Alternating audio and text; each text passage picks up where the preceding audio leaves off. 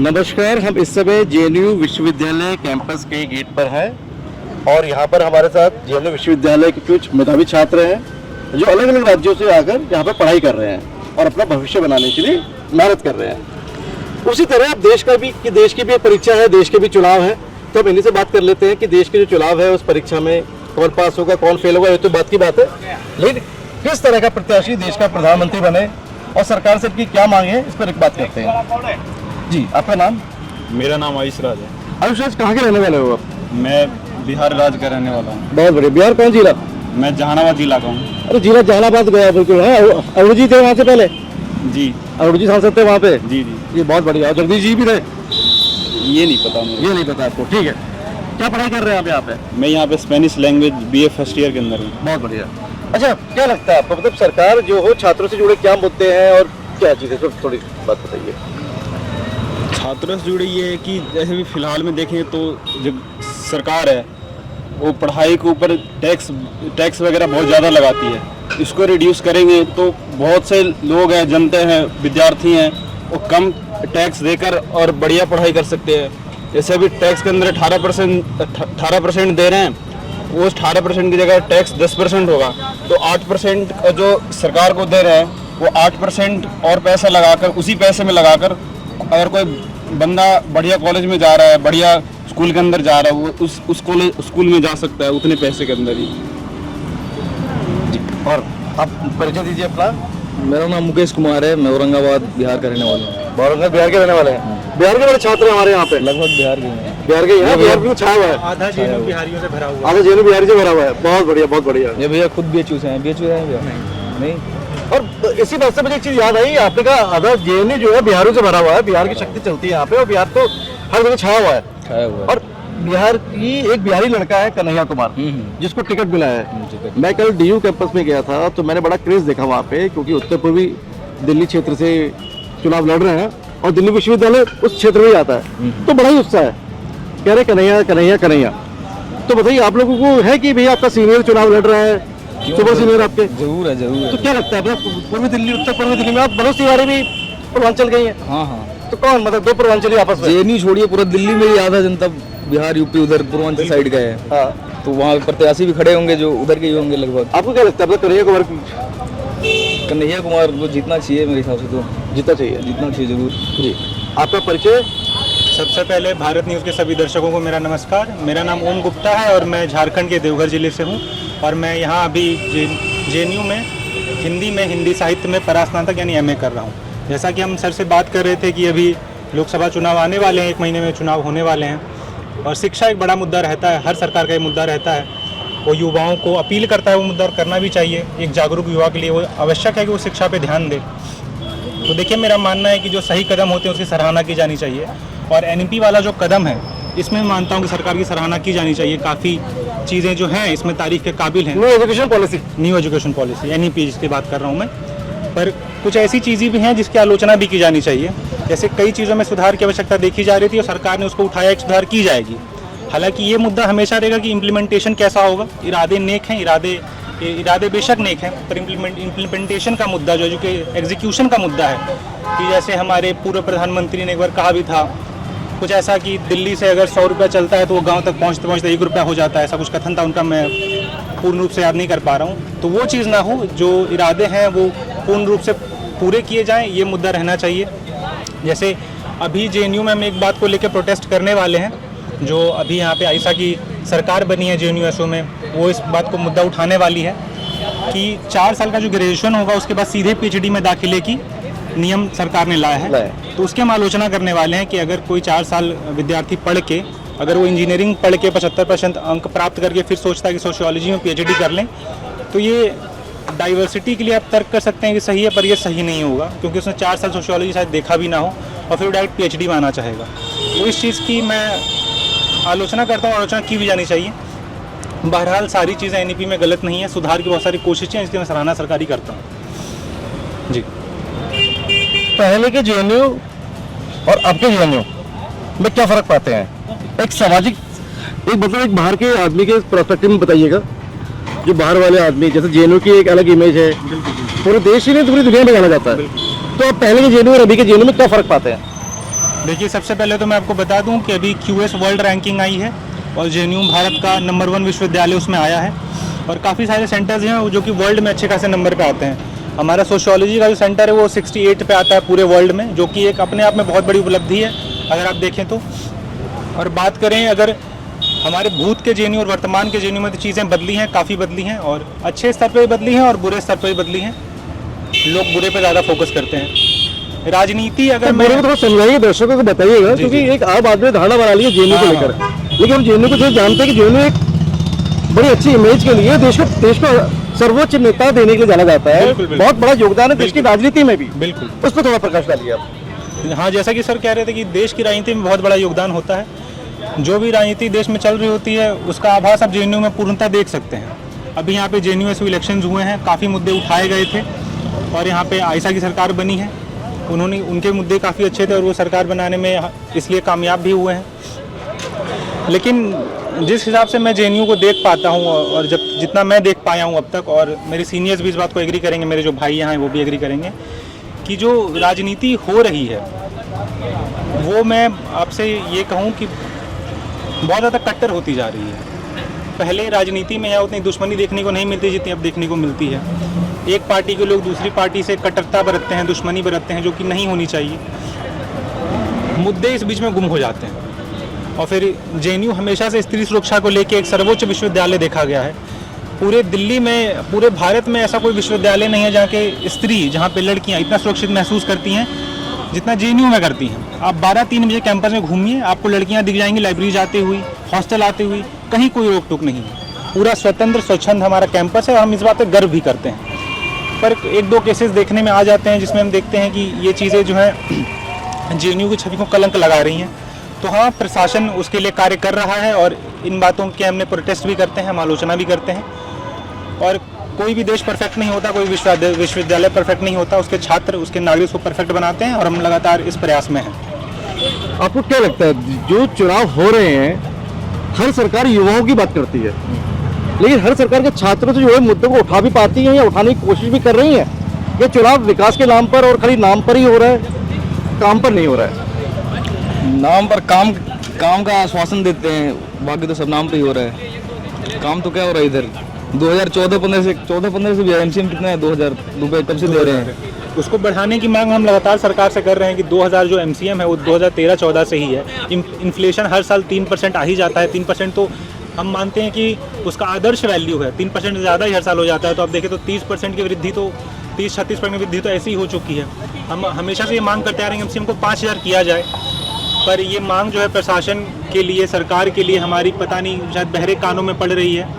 और हम आशा करते हैं कि सरकार हमारी मांगों को सुनेगी और JNU से इसके लगातार प्रयास कर रहा है। तो भाई सही कह रहे हैं, MCM की मांग लगातार उठाई जा रही है और ये बहुत बड़ा मुद्दा है, क्योंकि आप देखेंगे JNU में जो छात्र आते हैं ना, वो ऐसे बहुत फले फूले परिवारों से नहीं आते हैं, बहुत प्रिविलेज्ड लोग नहीं आते हैं, वो दरी पे बैठ के आने वाले लोग। अब मैं थोड़ा बताइए इसमें थोड़ा सा, क्योंकि आम आदमी सोचता है कि JNU कि पढ़ रहे हैं, नेतागिरी कर रहे हैं, तो बताइए यहाँ जो बच्चा आता है नेतागिरी करने आता है, पढ़ाई करने आता है, बस ये थोड़ा सा एक आम आदमी को बताइएगा चीज़ें जो समझना चाहता है और उनका अभिभावक भी जब देखे तो समझे। देखिए, सर ने बहुत ही इंपॉर्टेंट मुद्दा यहाँ पे उठाया है कि जो भी लोग JNU को बाहर से देखते हैं उनको लगता है कि यार वहाँ जाओगे तो नेतागिरी होती है, बस लोग नेतागिरी करते हैं, पर ये बात सही नहीं है। जब आप यहाँ आएंगे तो आप बहुत ही अलग अलग तरह की विचारधाराओं से टकराएंगे, बहुत आयामों को आप देखेंगे और जब उन आयामों को आप देखते हैं आप खुद में सोचते हैं कि यार ये गलत होना है, इसके विरुद्ध में बोला जाना चाहिए। और जब आप बोलना शुरू करते हैं तो लोग आपके साथ जुड़ते हैं और वो जुड़ने का धीरे धीरे एक नेता के रूप में, छात्र नेता के रूप में उभरते हैं। जो लोग अच्छा कर पाते हैं तो छात्र नेता बन जाते हैं। कोई बुरी चीज़ नहीं है, पॉलिटिक्स अपने आप में कोई बुरी चीज़ नहीं है अगर वो सही उद्देश्यों के लिए की जाए। तो अगर पॉलिटिक्स JNU में होती है तो वो सही उद्देश्यों के लिए भी होती है। इस बात को अभिभावकों को और जो बाहर के लोग हैं उनको समझना चाहिए। हम केवल यहाँ पॉलिटिक्स करने के लिए पॉलिटिक्स नहीं करते हैं, हम पॉलिटिक्स करते हैं कि हम उदाहरण सेट कर सकें कि इस देश के जो छात्र हैं वो जागरूक हैं, वो अपने हकों के लिए लड़ना जानते हैं, वो जो बुराइयां हैं उनका विरोध करना जानते हैं। तो अगर आप केवल बुराइयों को देखेंगे तो बुराई करने वाले लोग हज़ार हैं, वो हर चीज़ की बुराई करते हैं, पर JNU हर चीज़ को अपने आप में समेटे हुए है। यहाँ पे जो गलत चीज़ें हैं उनका विरोध है, अच्छाइयों का स्वीकार है और संघर्ष है अपने हकों के लिए, अपनी शिक्षा के लिए और अपनी शिक्षा से पाई हुई जो सीख है जीवन को बेहतर बनाने के लिए, उन सब के लिए।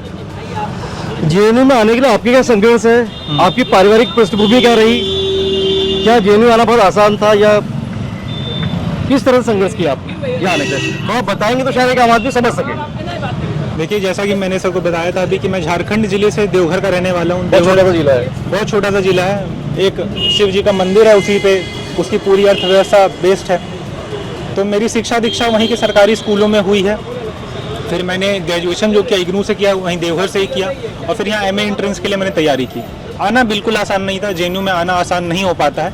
जेएनयू कड़ी परीक्षा लेता है आपके डिजर्विंग को जानने के लिए, अगर डिजर्व करते हैं या नहीं। तो अगर आप उसको पार करते हैं तो जेएनयू फिर कई सारे तोहफों से नवाजता भी है आपको। जब आप यहाँ आ जाते हैं तो आप देखते हैं अब सारी मेहनत सफल हुई।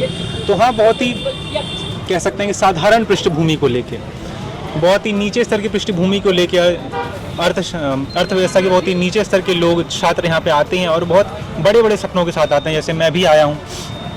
मैं कोई बहुत बड़ा रईस घराने से नहीं आता हूँ और हिंदी में परास्नातक कर रहा हूँ, तो ये जेएनयू में ही संभव है कि मैं कर पा रहा हूँ, क्योंकि जेएनयू वो चीज़ आपको मुहैया कराता है। क्योंकि जिस अमाउंट के साथ आप जेएनयू में सर्वाइव कर सकते हैं, आप दिल्ली में या मुझे लगता है पूरे देश में कहीं नहीं कर सकते हैं। तो ये बहुत बड़ी बात जेएनयू आपको मुहैया कराता है कि आप बस पढ़िए, आप संघर्षशील हैं, परिस्थितियों में लड़ना जानते हैं, आप अपने सब्जेक्ट में जिसमें भी पढ़ना चाहते हैं आप उसमें लड़ना जानते हैं, आप खुद को प्रूव करना जानते हैं, तो जेएनयू आपके लिए हमेशा लिए खुला है। कई राजनीतिक पार्टियां बात करती है कि जेएनयू में जो बच्चे आते हैं स्कॉलरशिप मिलती है उन्हें, बहुत सस्ती पढ़ाई होती है। जाहिर सी बात है, जैसे कि भाई ने बताया कि कहीं संभव नहीं है लड़कियों के लिए इतनी सुरक्षा का माहौल, साथ में इस कॉस्ट में एक उच्च स्तर की पढ़ाई। तो राजनीतिक पार्टियां क्या कहती है? राजनीतिक पार्टियां ये कहती है कि वो भाई सरकारी पैसा लेकर और फिर वो स्कॉलरशिप का फायदा देश को तोड़ने की बातें करती है। क्या देश को तोड़ने की कौन बात कर रहे हैं यहाँ पे? और क्या बोल रहे कि पढ़ाई सस्ती होती है, तो पढ़ाई सस्ती नहीं होनी चाहिए। लड़कियों को आप बोल रहे लड़कियों को सुरक्षा मिलता है, वो नहीं मिलनी चाहिए? बिल्कुल, हम यही कह रहे हैं कि इतना अच्छा माहौल, इतनी अच्छी जो चीजें मिल रही है वो सरकारी अनुदान पर मिल रही है। लेकिन वो सरकारी अनुदान का मतलब वो सरकार वो देश को मजबूत नहीं कर रहा जेएनयू का बच्चा आज की डेट में। ये आरोप लगाए जाते हैं। कहाँ मजबूत नहीं कर रहा? उनके सरकार में ही है। अभी आप देख लो, निर्मला सीतारमन जी है, नहीं बताइए, जयशंकर जी हैं, यहीं से पढ़े हुए हैं ना। दो मंत्री हैं कि हमारे सेंट्रल सेक्रेटरिएट में, निर्मला सीतारमन जी और जयशंकर जी। दुनिया में बोलबाला है जयशंकर जी का, आप देख लीजिए उठा के। विदेश मंत्री इतने अव्वल दर्जे के हैं, कहाँ से हैं वो? शक होता है आप लोगों को उस पर? बिल्कुल होता है। निर्मला सीतारमन हमारी फाइनेंस मिनिस्टर रही हैं, कहाँ से हैं वो? ये जो सिविल सर्विसेज का बोलबाला है एडमिनिस्ट्रेशन में, इतने जेएनयू के छात्र जाते हैं, मीडिया में इतने जेएनयू के छात्र जाते हैं। लल्लन टॉप इतना बड़ा चैनल सौरभ द्विवेदी चला रहे हैं, इतने अच्छे अच्छे आईएएस ऑफिसर निकले हैं यहाँ से। गंगा प्रसाद जो थे हिंदी माध्यम के टॉपर थे, वो एमए हिंदी करे गए हैं यहाँ से। तो देश को अब जेएनयू क्या योगदान दे, आप बताइए। हम पढ़ने लिखने वाले लोग हैं, हम पढ़ने लिखने के क्षेत्र में ही तो कार्य करेंगे, और हम कर रहे हैं। जेएनयू का छात्र करता है, बिल्कुल करता है। हम मंत्री देते हैं, हम बढ़िया बढ़िया पत्रकार देते हैं, हम बढ़िया बढ़िया सिविल सेवक देते हैं। आनंद रंगनाथन यहाँ पे साइंटिस्ट हैं यहाँ पे मॉलिक्यूलर मेडिसिन के, इतने अच्छे प्रवक्ता हैं, वही बोलते हैं। तो इतने बढ़िया बड़े लोग जेएनयू दे रहा है, अब किस रूप में वो योगदान दे। और जो लोग कहते हैं कि टैक्स पेयरों के पैसों की यहाँ दुर्गति हो रही है, बर्बादी हो रही है, वो तो मुझे समझ नहीं आता किस तरह पे कहते हैं। क्या दुर्गति, क्या बर्बादी हो रही है भाई? आप एंट्रेंस निकाल के दिखा दीजिएगा, इतना ही आसान है तो आप बैठ के पीएचडी कर लीजिए, जो आप कहते हैं करते हैं लोग 4-4-5 साल, आप करके दिखा दीजिए ना। आइए देख लीजिए, हम भी देखते हैं अगर आप जेएनयू आ भी पाते हैं तो जेएनयू में आना, जेएनयू में पढ़ना कोई आसान बात नहीं है। कोई मुंह उठा के चला आ रहा है टैक्स पेयरों के पैसों पे ऐश कर रहा है, बिल्कुल नहीं। डिजर्विंग लोग आते हैं, संघर्षरत लोग आते हैं, जो लड़ना जानते हैं परिस्थितियों से, जो जूझना जानते हैं, जो कुछ करना चाहते हैं, जिनमें जज्बा है, वो आते हैं और उनका हक बनता है। अगर देश उनको सपोर्ट नहीं करेगा, सरकार उनको सपोर्ट नहीं करेगी, उनको संसाधन मुहैया नहीं कराए जाएंगे तो कौन करेगा? अब इस जो वाजिब मुहैया कराया जाना, इसको आप कह रहे हैं कि वो बर्बाद कर रहे हैं, तो इस बात की बिल्कुल आलोचना की जानी चाहिए। बड़े पूंजीपति मीडिया घराने या बड़ी पार्टियां के द्वारा कहीं ना कहीं जेएनयू की जो छवि है, सुंदर छवि को धूमिल करने के प्रयास किए गए, टुकड़े टुकड़े गैंग और कई सारे आरोप लगे, तो कहीं ना कहीं दुख होता है इसमें। क्या लगता है, सत्यता थी इन आरोपों में या बेबुनियाद आरोप लगाकर की छवि को धूमिल करने की क्या प्रयास किया गया, और उसका कारण क्या रहा है आपके हिसाब से? ऐसे अगर कोई चीज़ कहीं पे कोई चीज़ बढ़िया हो रही है, जरूरी वहाँ पर 100% कोई चीज़ परफेक्ट तो नहीं हो सकता। एक ना एक कमी तो हर जगह मिलेगी। जरूरी नहीं है कि दिल्ली यूनिवर्सिटी इतना बड़ा यूनिवर्सिटी है, वहाँ पर कोई भी ऐसा व्यक्ति नहीं होगा जो गलत दिशा में जा रहा हो। ऐसा हर जगह होता है, 1 ना 1% व्यक्ति ऐसे होते हैं कि जाते हैं, तो उसके ऊपर आवाज़ भी उठानी चाहिए। अगर वो गलत काम कर रहा है तो उसके ऊपर आरोप लगानी चाहिए, उसके ऊपर कार्रवाई की जानी चाहिए। ये तो आपको क्या आरोप बेबुनियाद थे, सुनियोजित थे, या क्या था? या खाली राजनीति से प्रेरित थे वो आरोप? जिस टाइम पे आरोप लगा तो उस टाइम पे मैं तो नहीं था ना, तो इसलिए मैं अच्छे से बता नहीं सकता हूँ। मैं भी फर्स्ट ईयर में हूँ। वो जो आरोप लगे राजनीति से देखिए, जैसा सर कह रहे थे कि जेएनयू की छवि को धूमिल करने की कोशिश थी। अराजक तत्व तो हर जगह होते हैं, कुछ अराजक तत्व तो विश्वविद्यालय में भी थे, इस बात को नकारा नहीं जा सकता है। पर आप कुछ चुनिंदा लोगों को लेकर पूरी यूनिवर्सिटी पे कलंक नहीं लगा सकते हैं। अच्छी बुरी दोनों प्रकार की चीज़ें हर समाज में व्याप्त होती हैं, हर देश में व्याप्त होती हैं, हर विश्वविद्यालय में भी व्याप्त होती हैं, जेएनयू में भी हैं। तो कुछ अराजक तत्व थे जिन्होंने यह कार्य संपन्न किया था, पर उसमें जेएनयू एसयू जो छात्र संगठन है उसका मुख्य रूप से हाथ नहीं था। कन्हैया कुमार जो उस टाइम प्रेसिडेंट थे, ये बात भी क्लियर हो चुकी थी। जब नारे लग रहे थे कि भारत तेरे टुकड़े होंगे, वो उस टाइम पे वहाँ मौजूद नहीं थे, उनको बाद में सूचना मिली तब वो आए थे। और ये जो नारे लगे थे कि भारत तेरे टुकड़े होंगे, इसकी जितनी आलोचना की जाए, जितनी निंदा की जाए कम है।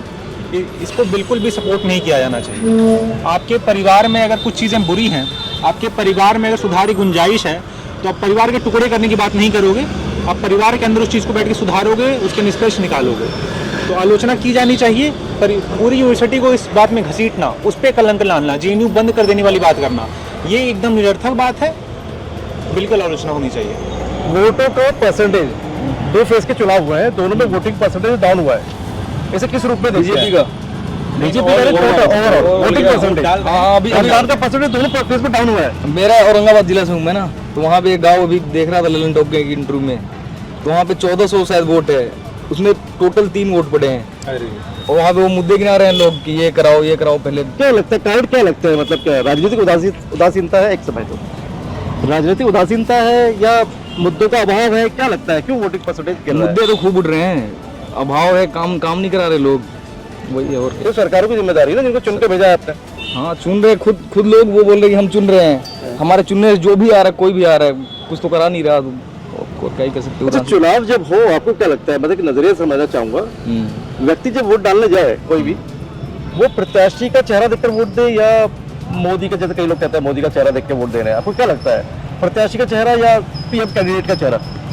वहाँ का उनके लिए काम करना है, प्रत्याशी का चेहरा ही देगा।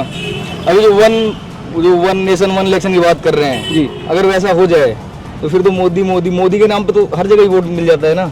या मोदी हो या कोई भी, किसी भी समय में कोई एक ऐसा नेता रहता है एक पार्टी से, उसके नाम पे पूरी पार्टी को वोट मिलता है। अगर वैसा हो जाए, कोई ऐसा खतरनाक नेता हो जाए, उसके नाम पे पूरा वोट, मतलब वोट बैंक उसी से होगा ना पूरा इन्फ्लुएंस, फिर तो अच्छा, विपक्ष एक आरोप लगा रहा है कि बीजेपी सरकार आई तो संविधान में संशोधन कर देगी, जानकारी है आपको? नहीं, अगर संशोधन करेगी तो अगर अच्छी जानकारी है, उसने आरोप किया कि संविधान के संशोधन की बात कर रहे हैं विपक्ष। तो बीजेपी आती है सत्ता में, ये जानकारी नहीं है मुझे। एक तो वन नेशन वन इलेक्शन, यानी वो चुनाव को ही खत्म कर देगी कांग्रेस, और दूसरा संविधान में संशोधन। किस रूप में देखते हैं, तीनों का मत चाहूंगा इसमें। देखिए, जो संविधान संशोधन का मुद्दा है बहुत ही संवेदनशील मुद्दा है, और जो इमरजेंसी वाला केस हुआ था हमारे लोकतंत्र में, जो केशवानंद भारती वाला केस था, उसमें 7 जजों की जो बेंच थी, उसने साफ ये क्लियर कट कहा था इंदिरा गांधी जी की गवर्नमेंट को कि आप कॉन्स्टिट्यूशन में अमेंडमेंट करना चाहें आप कर सकती हैं, पर जो बेसिक स्ट्रक्चर है कॉन्स्टिट्यूशन का, उसको आप चेंज नहीं कर सकती हैं, वो चेंज नहीं होगा। और सरकार के बहुत ज़्यादा दबाव के बावजूद वो चीज़ चेंज नहीं हो पाई थी, और हमेशा से ये चीज़ चलती आ रही है और ये आगे भी चलेगी। तो सरकार अगर संशोधन करती भी है तो लोकतंत्र का जो ढांचा है, जो कॉन्स्टिट्यूशन का बेसिक स्ट्रक्चर है, जो बेसिक चीज़ें आती हैं जो कि आधार हैं हमारे संविधान की, वो कतई चेंज नहीं होंगी।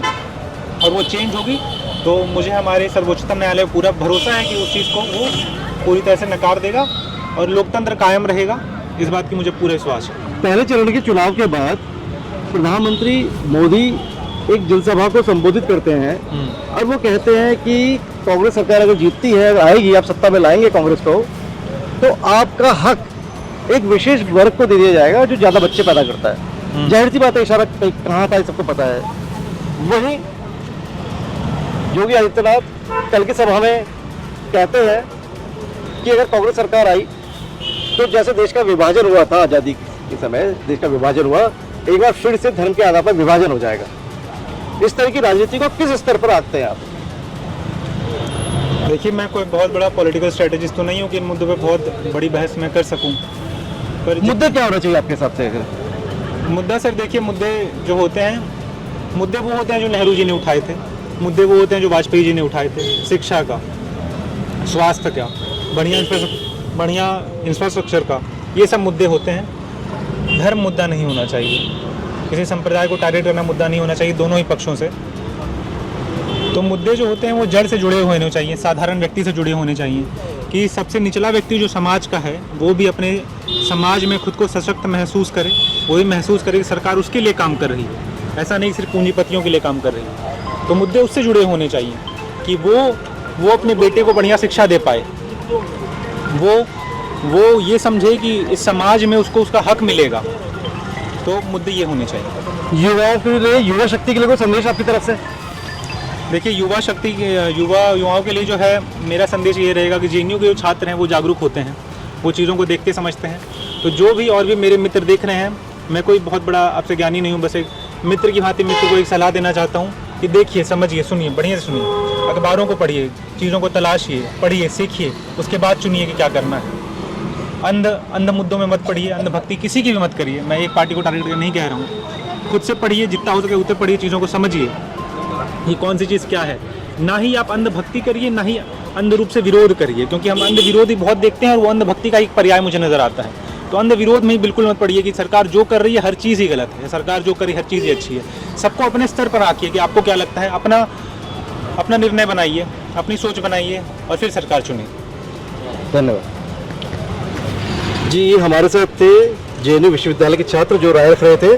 वोट जरूर दीजिए, सरकार ऐसी चुनिए जो शिक्षा, स्वास्थ्य से जुड़े मुद्दों पर बात करे, धर्म, जाति, मजहब के आधार पर वोट ना हो। भारत न्यूज़ लाइव से जुड़ने के लिए इसे लाइक, सब्सक्राइब और बेल आइकन दबाएं।